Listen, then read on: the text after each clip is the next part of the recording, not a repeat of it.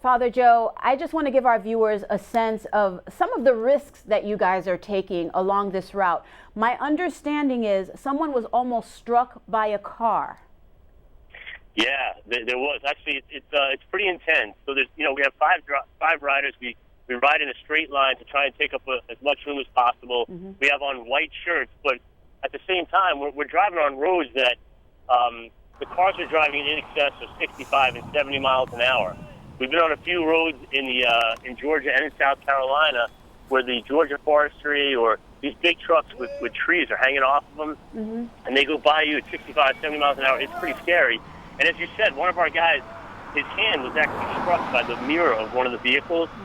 Thanks be to God, there was no, the person was clearly not paying attention, either texting or on the phone. There was no way they could not see us. We were on a straightaway. Mm-hmm. So yeah, it's pretty intense, pretty hairy out here. And it's all about communicating, and it's all about the unity that you guys must share in order to keep each other safe. It's a worthwhile endeavor, and I do applaud you, but how are you keeping each other safe and motivated out there?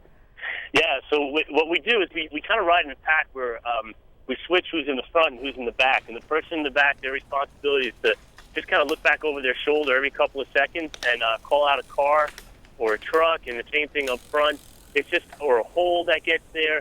So there really is this constant communication, which it really is kind of amazing how the guys, like, it's not like we're a professional team. We've been riding together for a month or two now, mm-hmm. and specifically for the last 2 weeks.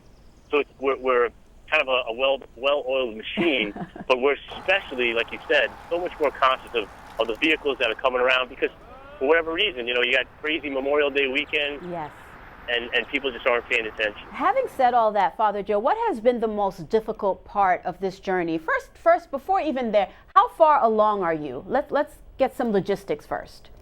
So we're just about to go into our third state. We went, our fourth state. We started in Florida, went through Georgia, and we're at the South Carolina, North Carolina border.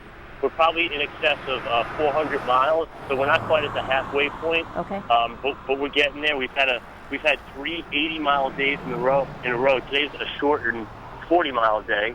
And if you're going to ask me what's the most difficult, yes. So I love coming to visit the South, but not in the middle of almost the summer when it's 90 degrees and the sun is like baking down on you. And you said right now you're on the border of North and South Carolina, correct? That's yes. Correct. That's correct. So we still have a few more days before we head up into the mountains, which will be a little bit cooler.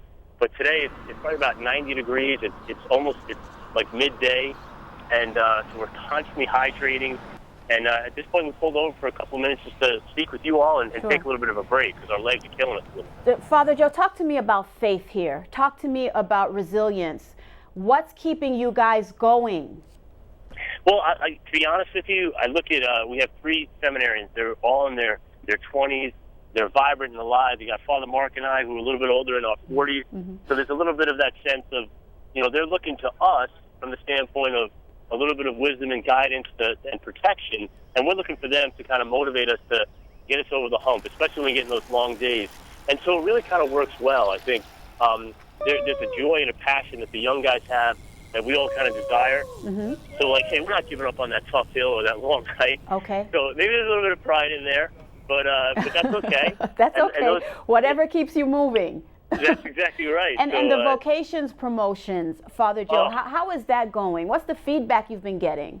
It's been awesome. So we said Mass this morning with a school at St. Andrews in Myrtle Beach. It was packed out with parents, kids, and they have like a vocation team. They have a vocation club where they're constantly talking about their gifts and talents, how God is calling them to serve. And like, we're meeting parents who are like, hey, Father, we need to hear you guys talking about the priesthood and the religious life. It's really awesome to be well received. And, sometimes parents have that sense of, hey, that's my son or my daughter, and I don't want to give him to the church or give him to God. I want him to be X, Y, and Z.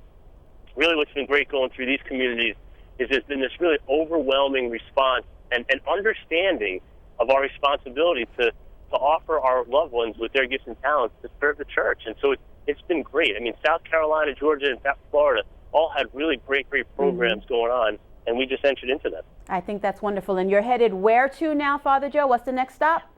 We're going up to a place called, and forgive me if I say it wrong, Charlotte, North Carolina. Okay. And we're doing a bilingual Mass and conversation tonight.